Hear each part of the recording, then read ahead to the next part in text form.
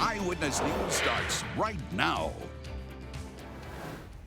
First tonight, we have an exclusive investigation you will only see here on Eyewitness News into how your tax money is being spent by the West Virginia State Supreme Court. Over the past several years, the High Court has been undergoing extensive renovation inside all of the offices. Eyewitness News investigative reporter Kennie Bass uncovered spending during that renovation that is raising serious questions about how tax money is being handled. It all started with this $32,000 couch. Yes, you heard that right.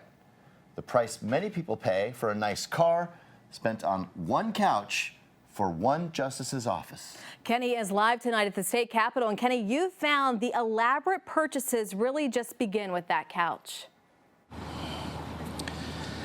You are correct, Kelly. That couch is really the tip of the spending iceberg. We've combed through thousands of documents to try and see just how the West Virginia Supreme Court of Appeals was spending its money. From a $500,000 renovation of Justice Robin Davis's chambers to the $111,000 upgrade to Justice Margaret Workman's office, the court purchased several items to enhance its space, and we wanted to let you know what those items were and how much they cost.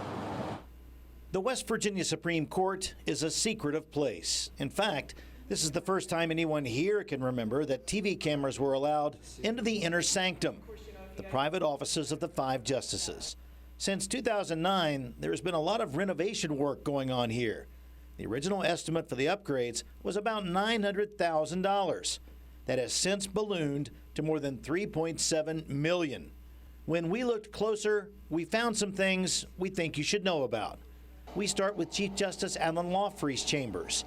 He joined the court in 2013, and work on his office got underway fairly quickly. The total cost for the project was just over $363,000, but that included some major expenditures for office furniture, namely this sectional sofa with a price tag of nearly $32,000, complete with $1,700 in throw pillows. Why is there a couch that costs more than $30,000 in your chambers?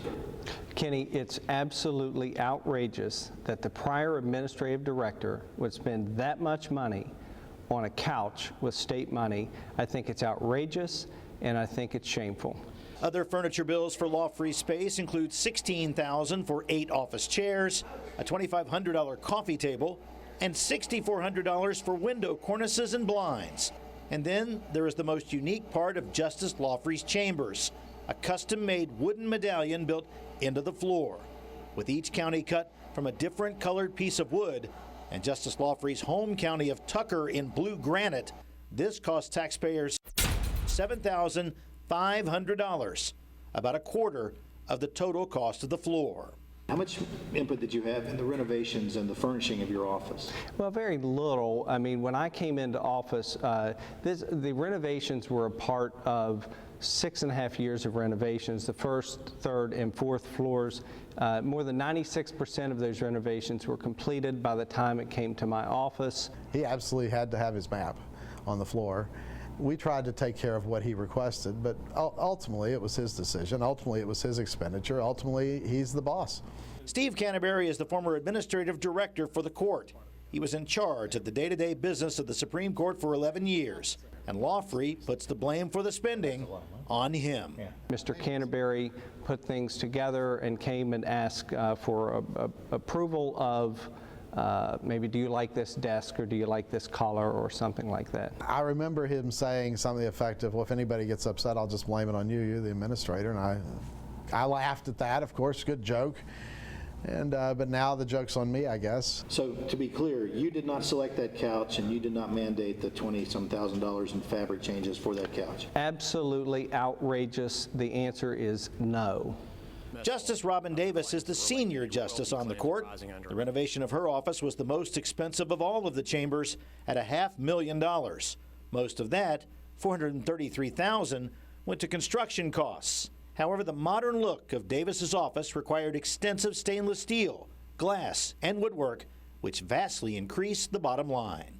I wanted the people of West Virginia to hear about my office from me.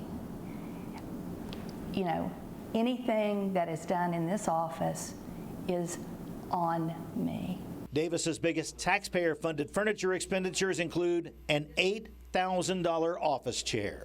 Is that a lot for a chair? Well, it's probably a lot for a chair, but I have arthritis in my spine, and it allows me to sit here for hours on end. And I chose the chair. And 2 floor rugs, totaling $28,000. That is an Edward Fields rug. It is a high-quality rug, and it will last the taxpayers of the state of West Virginia for another 50 years. Justice Davis now owns many of her office furnishings, including a sofa, her desk, a coffee table, and chairs. She wrote the state a check for $10,000 in October to cover the purchases which were made in 2013. Everything that you see in this, my private office, is owned by me with the exception of the carpet that you're sitting on and that table and those 2 plastic chairs. Okay, so The art, every other piece of furniture in my office is owned by me. None of the other 3 justices agreed to on-camera interviews. Justice Margaret Workman's chamber renovations were the least expensive of the 5, costing $111,000. Like Justice Davis, she owns most of her office's furnishings. However, she did purchase a nearly $9,000 sofa, which was paid for with state money. Justice Menace Ketchum says he wanted a traditional old-time lawyer look for his chambers. Court records show renovations here cost $193,000. Receipts show that major expenses for his office, outside of infrastructure, were $6,600 for renovation of his secretary's desk, along with more than $11,000 for carpet, reupholstering, and window treatments. Earlier this year, work done on Justice Beth Walker's chambers totaled $130,000. The majority of that money went to cabinetry, countertops, fixtures, and flooring. However, those chambers had been extensively renovated just 7 years earlier for former Justice Brent Benjamin at a price tag of $264,000. When you combine the bills for both projects, the cost goes up to nearly $395,000. With so much money being spent by the court, where was the oversight? I believe prior justices had a trust in Mr. Canterbury. Justice Lawfrey led the efforts 10 months ago to have Canterbury fired. When I became the Chief Justice in January of this year, I started an investigation of Mr. Canterbury and the actions of his prior administration, and some of the things that I've discovered have been very troubling. So troubling, in fact, that I have personally contacted the United States Attorney's Office. Well, he was my boss, and you really can't tell a boss no. You can explain that this might be busting the budget, but if he says do it, then I signed off on it. Mr. Canterbury is a disgruntled, fired employee. He threatened court members on the way out the door. He's trying to set this up to damage the court, damage individual members of the court for some future lawsuit. We don't know of any lawsuits, but not all of the justices are critical of Canterbury. Well, I think in the grand scheme of things, Steve did I think he did a very good job. I had a good working relationship with Steve. He was very professional. The guy worked 24/7. You know, I voted not to fire Steve, and I think that's public knowledge. But the decision was made, and we move on. We have an excellent administrative director now in Gary Johnson, and we're putting the procedures and protocols in place that, quite frankly, should have been here during the last decade. When we're finished with this, you're going to see this branch being the most transparent branch in the state of West Virginia. West Virginia is the only state in the union where the court has complete control over its budgetary appropriation. Meaning each year the court submits a funding request to the legislature, gets the money, and then spends it as the court sees fit. How do we fix that? Well, it's a constitutional amendment. Educate people, get them to vote for the legislature controlling the money. Justice Lawfrey says the court is fixing itself. We're making incredible changes. The majority of the court is on board with everything that's happening. It is night and day from where we were in January. I was in this business, I hope, for the right reasons, to do right things, and of course it pisses me off that I was fired. But these are just facts, and I had opinions, but I kept most of those opinions to myself. The wonderful thing about retirement is that I actually can express an opinion now. As we said, Justices Workman, Ketchum, and Walker all declined to speak with us on camera about the spending. They did provide us with statements that we'll be putting up on our website shortly on WCHS-TV.com. We'll also be putting up some receipts for those items that were purchased, including that very expensive sectional sofa. Tomorrow night on Eyewitness News, we'll be taking another look at the court spending. This time, we're going to venture outside of the Justices' chambers to other areas where money was spent, including a third-floor private bathroom that was very pricey. Spoiler alert, it's close to $100,000. We're also be taking a look at the first floor walkway to the administrative offices that took a lot of money, and other items that you may be surprised to hear about. We're also going to be talking with lawmakers here in Charleston and Governor Justice and get their reaction to how the Supreme Court is spending taxpayer money, and if there needs to be some supervision of how the judicial branch spends its funds. That's all. The 5 West Virginia Supreme Court of Appeals justices all work in recently renovated chambers. The more than 70-year-old Capitol building is showing its age, so the decision was made nearly a decade ago to upgrade the court's workspace. Electrical, plumbing, heating and air conditioning, and structural concerns were all addressed. It was extremely important to take care of some structural issues, some electrical issues, heating and cooling issues, plumbing issues. We have a magnificent building, and we have to take care of this building. I can just tell you that it was a long time coming, and at one point on the 4th floor we had our court lawyers, 4 and 5 lawyers in one room. You know, the working conditions were abysmal. But the court did not stop there. New furniture was purchased, shelves and cabinets were assembled, and windows were treated with blinds and cornices. Over the years, the price tag for the project ballooned from an estimated $876,000 to more than $3.7 million. When you venture outside of the justices' chambers, you find where some of that money went. A custom carpet runner for the long hallway in the secure private area where the justices and their assistants work carried a hefty cost. I asked Mr. Canterbury, I said, how much was this carpet? I've heard it was very expensive. He told me it was $17,000.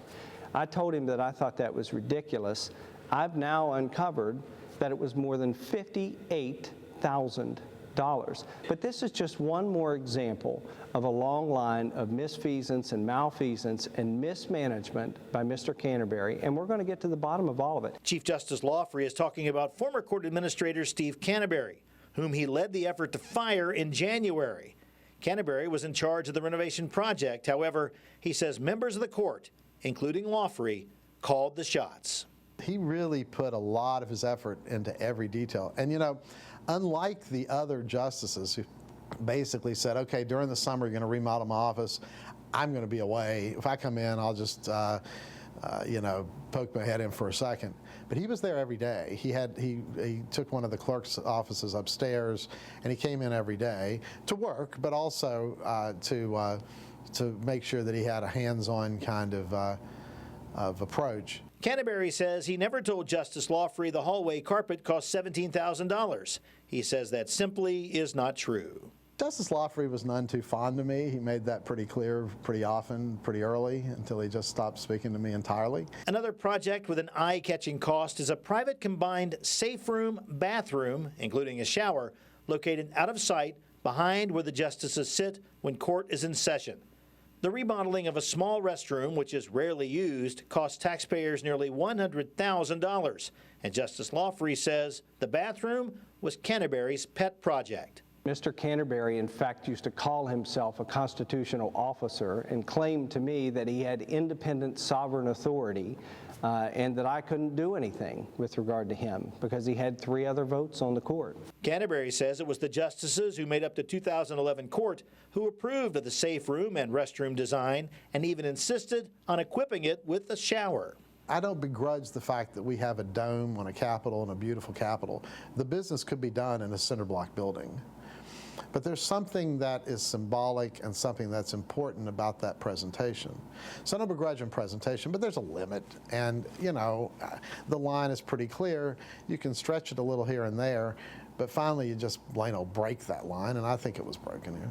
Moving downstairs to the first floor hallway in the east wing of the Capitol, which leads to the office of the court administrator, Justice Lawfrey says Canterbury was responsible for spending even more money. There were some expenditures that were absolutely ridiculously excessive by Mr. Canterbury, and I will never defend those expenditures. I think he should be held personally accountable for that. The Chief Justice says new lighting and the cleaning and polishing of the marble walls was something outside of the scope of the renovation project. However, that work took place in 2013 when Lawfrey was in his first year on the bench. Architectural fees, upgrading the lighting, and refurbishing the marble cost nearly $80,000. The court alone is in charge of its money, as it were. The legislature can't decide how much they're going to appropriate for the court. The court comes over and tells the legislature what they're going to get. It's the only part of government that's able to do that. As we have learned and continue to learn as we look into everything, our investigation is pretty thorough, and it is being aided by federal authorities, and we're going to get to the bottom of this stuff. We just are.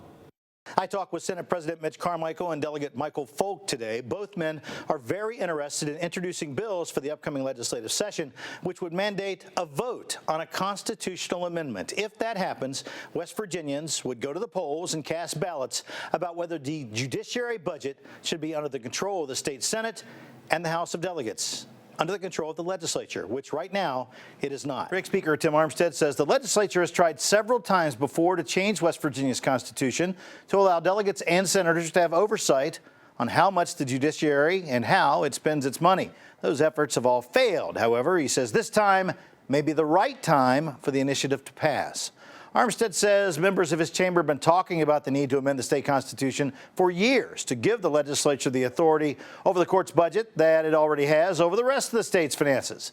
He says a laser focus on the budget during the past few sessions has made delegates and the public much more aware of spending. And he adds that the Eyewitness News investigation uncovering the court's $32,000 couch, $8,000 office chair, $100,000 private bathroom, and several other items has thrust this issue into the spotlight. I think everybody's upset about it, and I don't think it's at all partisan. And frankly, the Republicans have, one of the things we've taken on is efficiency in government and trying to root out things like this and address them. And so I think there'll be tremendous support for it. And Armstead says he thinks he'll have the 2/3 majority needed to pass a constitutional amendment in the House, and that West Virginia voters will look favorably on the measure when if they get a chance to go to the polls. It was a busy morning here at the state capitol. It started with Chief Justice Alan Lawfrey meeting with the House Finance Committee. Now, he's asking for $139 million for the Supreme Court's budget. But then, about an hour after that, the resolution to the constitutional amendment proposal was referred to a committee. Now, Eyewitness News reporter Kennie Bass joined us. Now, Kenny was in these meetings all day. And Kenny, kind of break this down for us. What was it Lawfrey was telling the House committee why he needed the $139 million? Well, he touched on a number of topics during that presentation, which took about 80 minutes. It went longer than they thought it would with the presentation and questions. But basically, that budget is for everything from the Supreme Court all the way down to the Magistrate Court, for every staple, every piece of paper, every pen, every pencil. That's the judiciary's budget. And a lot of it's non-discretionary spending. That spending is setting code and they spend for it. But discretionary spending is where the court has had some bumps. You could say, our report, of course, in November on the $32,000 couch and the office chair was $8 or $9 grand and the carpet was $58,000. Those questions came up, and Justice Lawfrey talked about, first of all, the budget presentation, but he also talked about spending at the court. He says it's not justifiable. He was very clear that the court's trying to get its spending under control. He was also very clear that he thinks a constitutional amendment, which would put the judiciary's budget under the legislature, would be a mistake. That is moving, though, here. As you mentioned, Senator Richard Ojeda from Logan introduced a resolution today that would put the judiciary's budget under the legislature, which currently doesn't happen, and we're the only state in the country that does this. Day one of the session that we have found out, it kind of got lost in the shuffle. A lot of things happened on day one with the state of the state. A couple of Senators Bozo and Klein, they introduced a similar resolution. So there are two resolutions now in the pipeline. Talked with Senate President Mitch Carmichael. He says it's going to happen. It's going to pass the Senate. Tim Armstead has said the same thing in the House, and that West Virginians are going to get a chance to vote on a constitutional amendment to try to get some type of oversight over the Supreme Court's budget. And Kenny, the first step to all that just happened a little bit ago. I think we have some video. Just pause for a second and see if we can hear what they say. Resolutions. Senate Joint Resolution 6 by Senator Ojeda, the Judicial Budget Oversight Amendment. Andy River that... Okay, and there you hear it. They were talking about Ojeda having that go to the committee. Right. That was the resolution by Ojeda. But again, on day one, two other senators introduced one. So there are two in the pipeline. Ojeda. We also talked with Senator Ojeda about his reasons for sponsoring, and he was pretty adamant about protecting spending for taxpayers. And we'll have interviews with him and with Senate President Carmichael, obviously, on Eyewitness News at 5 and 6. All right, Kennie Bass, thank you so much. Each branch of government has state-owned vehicles in its fleet to help accomplish its work. At the top of the judicial branch food chain is the West Virginia Supreme Court of Appeals. For the past several years, court records obtained by the I-Team show some justices have been using vehicles for their personal benefit, racking up tens of thousands of miles and thousands of dollars in fuel costs paid for by you. West Virginia Supreme Court Justice Menace Ketchum was elected to his seat nearly a decade ago. In 2012, it was his turn to serve as Chief Justice. That year, Ketchum made a request to the court. He asked for permission to drive a state-owned silver Buick Lucerne on his daily commute from Huntington to Charleston. The court granted his request. To be able to use a car that was about to be turned back in, traded in, and he said, rather than trade it in, is it all right for me to drive the car back and forth from home to work and use it as a commuting vehicle? And the court said yes, it was all right. And so that was approved by the court. This wasn't something that he did on his own without running it by the court. Over the next 4+ years, Justice Ketchum routinely used the state-owned car for his personal travel to work. The I-Team filed a Freedom of Information Act request with the court to examine its fleet usage. Court records show that starting in 2012 and continuing through the first few months of 2016, the credit card assigned to Ketchum's vehicle was used almost exclusively between Charleston and Huntington. The stations appearing most often on the invoices are the Milton ExxonMobil location just off of the Interstate 64 exit with 265 visits, and the Marathon station on Hauger Boulevard in Huntington with 23 visits. The credit card bill for the vehicle the court allowed Ketchum to use averaged $242 a month. The total fuel costs paid for by taxpayers for the state car Ketchum used for his commute was $13,340.97. It's important to note it is possible that someone else used the car in a limited manner during the time it was assigned to Ketchum. However, he was the primary driver. It's certainly quasi-personal use, but it's also quasi-public use in that he was only to take it to the Capitol and not anywhere else. Besides local fuel locations, the gas receipts also show other spots around West Virginia and surrounding states where Justice Ketchum may have been representing the court on official business. On 7 different occasions, the credit card was used in southwestern Virginia.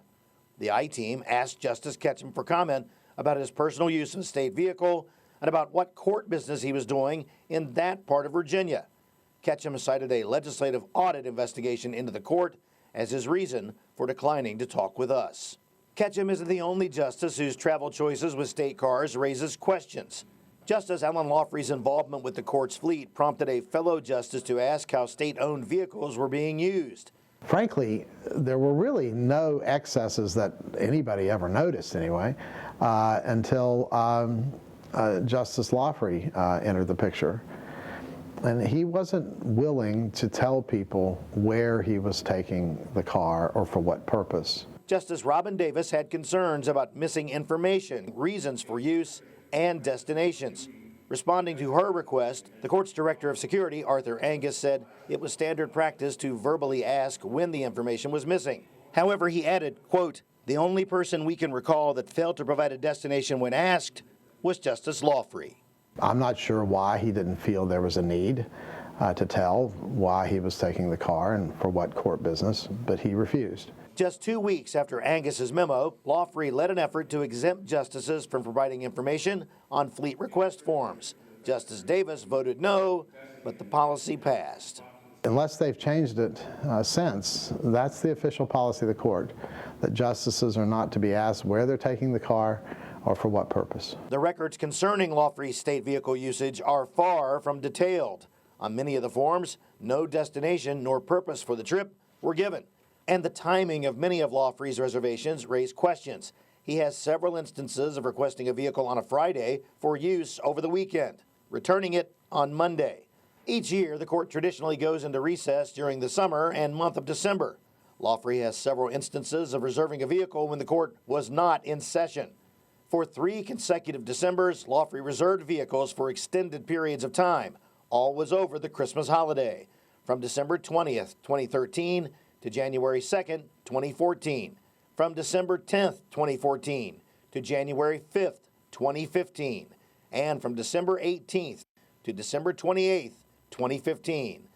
Lawfrey had a state vehicle, giving no reasons or destinations on the request form for why he needed a taxpayer-funded car. Were there ever discussions about Justice Lawfrey using state vehicles for his personal use?